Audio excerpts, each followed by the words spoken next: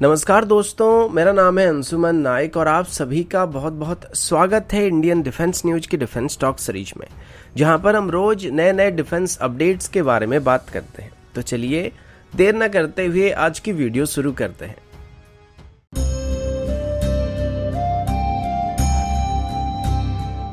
आज की पहली अपडेट 6.716 असॉल्ट राइफल को लेके। अभी कुछ ही दिन पहले एक रिपोर्ट सामने आया था जिसमें बताया गया था कि भारत की तरफ से अभी 6.716 राइफल की जो सेकेंड या सेपरेट ऑर्डर को करने का प्लान किया गया था उसको कैंसिल करने का फैसला किया जा रहा है, क्योंकि अभी इन राइफल्स की परफॉर्मेंस से आर्मी इतना खुश नहीं है, क्योंकि इनको लोकल मेड एमुनिशन से फायर करने पर ये जैम हो रहे हैं और इसमें रिकॉल काफ़ी ज़्यादा रहता है। अब तब भी मैंने आप सभी को बताया था कि जितने भी एलिगेशन अभी इस राइफल के ऊपर लगाए जा रहे हैं वो सभी के सभी फेक एलिगेशन है, क्योंकि मेरे जितने भी पहचान के लोग आर्मी में मौजूद हैं और इस राइफल को डेली बेसिस पर ऑपरेट कर रहे हैं, उन्होंने कभी भी मुझे इस राइफल के बारे में नेगेटिव फीडबैक नहीं दिया था। और इस खबर आने के बाद मैंने उनसे पर्सनली पूछा भी था कि क्या ये सच है कि राइफल जैम हो रहे हैं और लोकल मेड एमुनिशन को यूज करने से इसकी परफॉर्मेंस के ऊपर इसका कुछ असर पड़ रहा है या नहीं पड़ रहा है। तो तभी उन्होंने यही बताया था कि आज तक राइफल जैम होने की जो इश्यू है वो उन्होंने कभी फेस नहीं किया, बल्कि इसमें रिकॉल का जो इश्यू है वो फिलहाल के लिए इसमें है, क्योंकि एक लार्जर कैलिबर की एमुनिशन को फायर करता है तो इसमें रिकॉल होना काफी आम बात है। और स्पेशली स्टैंडिंग पोजीशन में और नी पोजीशन में फायर करने पर इसमें काफी ज्यादा रिकॉल होता है और इसकी रिकॉल को कंट्रोल करना भी काफी मुश्किल हो जाता है। लेकिन ज्यादा रिकॉल होने की एक और वजह यह भी है कि अभी इस राइफल के साथ भारत ने कोई भी अटैचमेंट को नहीं खरीदा है, जबकि इसमें कई मॉडर्न अटैचमेंट को लगाया जा सकता है।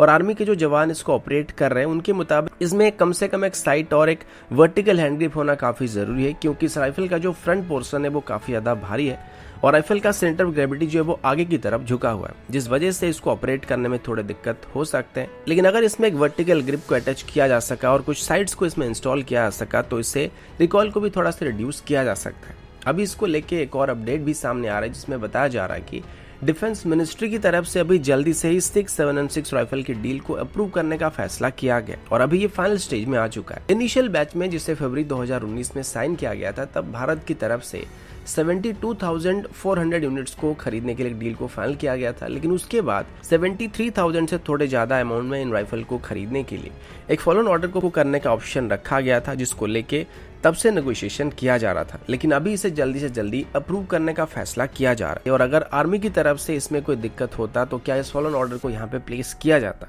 और बाकी जो एमुनिशन को लेके सवाल उठाए गए थे, अभी उसको लेके आर्मी की तरफ से बताया गया कि लोकल मेड एमुनिशन के साथ भी इन गन्स की परफॉर्मेंस में कोई प्रॉब्लम नहीं है और अभी भारत की तरफ से फॉरेन मेड अटैचमेंट के बदले इंडिजिनस सिस्टम को यहाँ पे तलाश किया जा रहा है, क्योंकि अगर हम सीधे तौर पर यूएस से इसके लिए अटैचमेंट को इम्पोर्ट करने की कोशिश करेंगे तो हमको राइफल से भी महंगे पड़ जाएंगे, जिस वजह से अभी लोकल मेड बाइपोर्ट्स, हैंड ग्रिप्स और साइड्स को इसमें इंटीग्रेट करने की कोशिश किया जा रहा है। अगला अपडेट एंटी ड्रोन सिस्टम को लेके। जब जम्मू कश्मीर में पिछले साल ड्रोन से एयरपोर्ट पर हमला किया गया था, उसके बाद से भारत की तरफ से अपनी एंटी ड्रोन कैपेबिलिटी को काफी हद तक बेहतर करने का प्रयास किया जा रहा था। इसमें सबसे बड़ी दिक्कत तो ये थी कि ये साइज में काफी छोटे होते हैं और कन्वेंशनल मेथड या रडार से इनको इजीली डिटेक्ट नहीं कर पाते और कन्वेंशनल वे में इनको काउंटर करना भी इतना आसान काम नहीं है, जिस वजह से अभी एंटी ड्रोन सिस्टम को तलाश किया जा रहा है। हालांकि डीआरडीओ की तरफ से भी एक एंटी ड्रोन सिस्टम को डेवलप किया गया था जिसकी प्रोडक्शन अभी शुरू किया जा चुका है, लेकिन ये एक बड़ा सिस्टम है जो कि भले एक ट्रक माउंटेड सिस्टम या मोबाइल सिस्टम है, लेकिन इसको ऑपरेट करने के लिए इसको पहले किसी पर्टिकुलर लोकेशन पे सेट करना होता है। लेकिन बॉर्डर एरिया में हम हर जगह में इसको डिप्लॉय करके नहीं रख सकते या फिर पेट्रोल में जाने वाले सोल्जर को अपने साथ लेके नहीं जा सकते। और अगर ये सिस्टम किसी भी वजह से किसी ड्रोन को डिटेक्ट करने में नाकामयाब हो जाते तो सेकेंड लेयर के डिफेंस के तौर पर hand held anti drone gun को भी एक्वायर करने का प्रस्ताव दिया गया था, जिसे हमारे इन्फेंट्री यूनिट नॉर्मल राइफल की तरह कैरी कर सकते हैं। और इसके लिए अगस्त 2021 में इंडियन एयरफोर्स और गुरुत्वा सिस्टम के बीच एक कॉन्ट्रैक्ट को साइन किया गया था और इसके अंदर गुरुत्वा सिस्टम की द्रोणम काउंटर अनमैन्ड एयरक्राफ्ट सिस्टम को एक्वायर करने का फैसला किया गया था। अभी बताया जा रहा है कि गुरुत्वा सिस्टम की तरफ से इन काउंटर ड्रोन सिस्टम को इंडियन एयरफोर्स को डिलीवर करना शुरू किया जा रहा है। इन एंटी ड्रोन सिस्टम को पूरी तरीके से इंडिजिनस तरीके से ही डेवलप किया गया और काफी कम टाइम के अंदर इसको डेवलप किया गया, क्योंकि इसकी पहली प्रोटोटाइप को दिसंबर 2021 में टेस्ट किया गया था और अभी इसकी प्रोडक्शन को स्टार्ट किया जा चुका है और इनको अभी डिलीवर करना भी स्टार्ट कर दिया गया। ये काफी कॉम्पैक्ट सिस्टम होने वाली जिसको आसानी से इन्फेंट्री यूनिट कैरी कर सकते हैं और इसमें दुश्मन की ड्रोन की फ्रिक्वेंसी को जैम करके उनको नाकाम भी किया जा सकता है, यानी कि इसमें सिर्फ सॉफ्ट किल कैपेबिलिटी इस्तेमाल किया जाने वाला है। अगला अपडेट इंडियन आर्मी की तरफ से। आप सब जानते हैं कि इंडियन आर्मी की तरफ से अभी अपनी इंसास राइफल को रिप्लेस करने का फैसला किया गया और इसकी परफॉर्मेंस से आर्मी इतना खुश नहीं था, जिस वजह से अभी इसे AK-203 राइफल से रिप्लेस करने का फैसला किया गया। अब आर्मी की तरफ से इसे 6.7 लाख से भी ज्यादा राइफल को खरीदने के लिए डील को फाइनल किया गया और अभी इन राइफल्स को कंप्लीट टेक्नोलॉजी ट्रांसफर के साथ यूपी में बनाया जाने वाला है। इसी बीच इस कॉन्ट्रैक्ट के साइन होने पर जो इनिशियल बैच होगा उसमें भारत को करीब 70,000 के आसपास राइफल को डिलीवर कर दिया जाएगा, जो कि सीधे तौर पर भारत को डिलीवर किया जाएगा और बाकी बचे राइफल्स को भारत में मैन्युफैक्चर किया जाएगा। अब अभी इसी बीच आर्मी के बाद ITBP की तरफ से भी अपनी इंसास राइफल को AK-203 से रिप्लेस करने का फैसला किया गया और अभी आगे चल के ITBP की तरफ से इस्तेमाल किए जाने वाले सभी इंसास राइफल को भी AK-203 से रिप्लेस कर दिया जाएगा।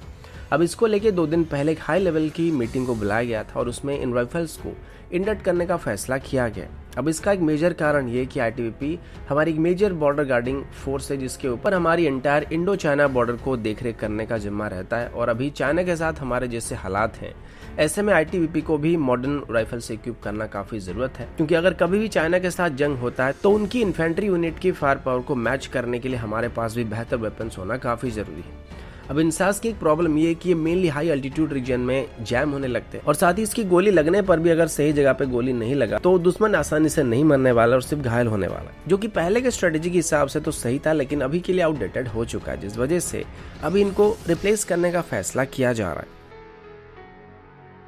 अगला अपडेट HAL की तरफ से है। इसको लेके मुझे हिंदुजा ग्रुप की तरफ से एक मेल किया गया था, उसमें बताया गया कि हिंदुजा ग्रुप की एक सब्सिडियरी कंपनी GOCL की तरफ से अभी HAL के लिए कैनोपी सर्वेलेंस सिस्टम को सप्लाई करने का कॉन्ट्रैक्ट को हासिल किया गया। इस कॉन्ट्रैक्ट की कीमत लगभग 19 करोड़ है। अब GOCL की बात करें तो एक मेनली एक्सप्लोजिव मेटल को मैन्युफैक्चर करने वाली कंपनी है, जिसमें कई कैटेगरी की एक्सप्लोजिव शामिल होते हैं, लेकिन HAL को अभी जिन एक्सप्लोजिव्स को सप्लाई किया जाने वाला है ये कैनोपी सर्वेलेंस सिस्टम होने वाला है। आपने देखा होगा जब भी पायलट किसी फाइटर जेट से इजेक्ट करता है तो सबसे पहले जो एयरक्राफ्ट का कैनोपी पोर्शन होता है उसमें ब्लास्ट होता है और उसके बाद इजेक्शन सीट कॉकपिट से बाहर जाता है। ये सभी के सभी मिली सेकेंड के अंदर ही हो जाते हैं और जो कैनोपी का ग्लास रहता है उसमें पहले से ही एक्सप्लोजिव मेटल को इंटीग्रेट करके रखा जाता है और इमरजेंसी में जब भी कोई पायलट इजेक्शन हैंडल को पुल करता है तो वहां पर एक कंट्रोल्ड एक्सप्लोजन होता है, जिससे पायलट सीट के साथ कॉकपिट से बाहर जाने से पहले उसके ऊपर मौजूद कैनोपी का ग्लास पूरी तरीके से टूट जाता है। अब इसमें अगर थोड़ी सी भी भूल चूक हो जाएगा तो इससे पायलट की जान भी जा सकती है, क्योंकि अगर इजेक्शन सीट इजेक्ट होने से पहले कैनोपी का ग्लास नहीं टूटेगा तो पायलट का सर धड़ाम से जाके ग्लास पर टकरा जाएगा और इससे उसकी गर्दन भी टूट सकता है या फिर हेड इंजरी भी हो सकता है, जिस वजह से कैनोपी सर्वेलेंस सिस्टम का इस्तेमाल किया जाता है और इसको आप इजेक्शन सीट मैकेनिज्म का एक अहम हिस्सा भी कह सकते हैं। अगला अपडेट अपाची हेलीकॉप्टर्स को लेके। आप सब जानते हैं कि इंडियन एयरफोर्स में अभी 22 अपाची हेलीकॉप्टर्स को ऑपरेट किया जा रहा है और इंडियन एयरफोर्स के बाद अभी इंडियन आर्मी में भी 6 अपाची हेलीकॉप्टर्स को इंडक्ट करने का प्लान रखा गया और ये अभी के लिए हमारी अटैक हेलीकॉप्टर फ्लीट के सबसे खतरनाक और सबसे पावरफुल हेलीकॉप्टर होने वाले हैं। इसी बीच बोइंग की तरफ से भी भारत को एडिशनल 60 हेलीकॉप्टर्स को सप्लाई करने का ऑफर दिया जा रहा है, जो कि शायद अब तक भारत को ऑफर किए गए सबसे बड़े अटैक हेलीकॉप्टर की डील होने वाली है। अब कुछ लोग ये भी सोच सकते हैं कि इससे भारत के इंडिजिनस अटैक हेलीकॉप्टर के इंडक्शन के ऊपर असर पड़ सकता है और अभी भारत की तरफ से ज्यादातर अपनी इंडिजिनस रुद्र हेलीकॉप्टर या लाइट कॉम्बैट हेलीकॉप्टर को अपनी सर्विस में शामिल करने पर जोर दिया जा रहा है, लेकिन इस पर अभी बोइंग की तरफ से बताया जा रहा है कि अपाची और लाइट कॉम्बैट हेलीकॉप्टर का कोई डायरेक्ट कंपटीशन नहीं है, क्योंकि ये दोनों ही अलग अलग सेगमेंट के हेलीकॉप्टर है। तो अगर भारत को यहाँ पे चाइना की जेट 10 हेलीकॉप्टर का सामना करना पड़ेगा तो उसके लिए लाइट कॉम्बैट हेलीकॉप्टर से ज्यादा बेहतर अपाची हेलीकॉप्टर साबित हो सकता है और इसकी